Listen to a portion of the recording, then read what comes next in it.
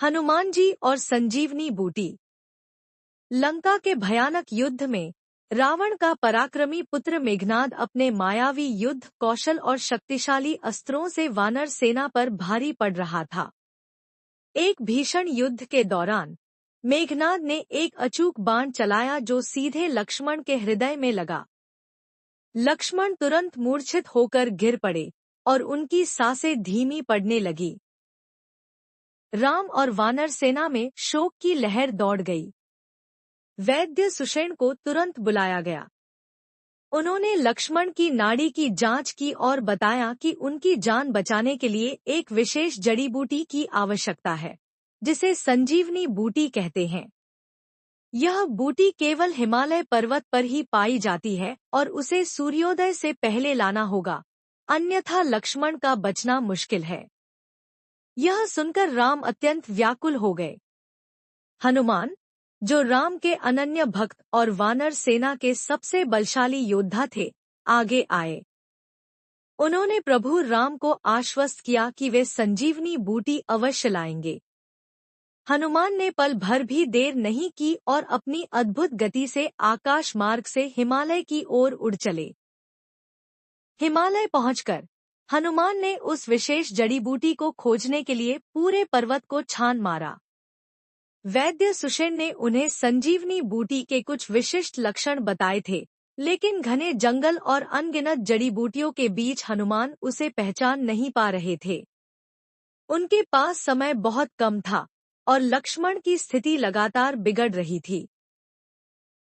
हनुमान ने एक क्षण सोचा। उन्हें लगा कि एक एक पत्ती और जड़ी बूटी को खोजने में बहुत समय लग जाएगा और शायद तब तक बहुत देर हो चुकी होगी। अपने अद्वितीय बल और बुद्धि का प्रयोग करते हुए हनुमान ने एक असाधारण निर्णय लिया। उन्होंने पूरे पर्वत के उस हिस्से को ही उखाड़ लिया जहां संजीवनी बूटी पाई जाती थी। एक विशाल पर्वत शिखर को अपने हाथों में उठाकर हनुमान वापस लंका की ओर उड़ चले। आकाश में देवता भी हनुमान के इस अद्भुत पराक्रम को देखकर चकित रह गए। जब हनुमान उस पर्वत शिखर को लेकर लंका पहुंचे, तो वैद्य सुषेण ने तुरंत संजीवनी बूटी को पहचाना और उसका रस निकालकर लक्ष्मण को पिलाया। संजीवनी बूटी के प्रभाव से लक्ष्मण तुरंत स्वस्थ हो गए और उठ बैठे, जैसे गहरी नींद से जागे हों। राम और पूरी वानर सेना हनुमान के इस असाधारण कार्य को देखकर आश्चर्यचकित और कृतज्ञ थी। उन्होंने हनुमान की वीरता, भक्ति और समर्पण की प्रशंसा की। हनुमान ने न केवल लक्ष्मण के प्राण बचाए, बल्कि यह भी सिद्ध कर दिया कि अपने स्वामी और कर्तव्य के प्रति सच्ची निष्ठा रखने वाला व्यक्ति किसी भी मुश्किल को पार कर सकता है। इस कहानी का नैतिक और प्रेरणादायक पहलू और भी गहरा हो जाता है जब हम इन बातों पर ध्यान देते हैं। अटूट भक्ति की शक्ति। हनुमान की राम के प्रति अटूट भक्ति ही उनकी शक्ति का स्रोत थी।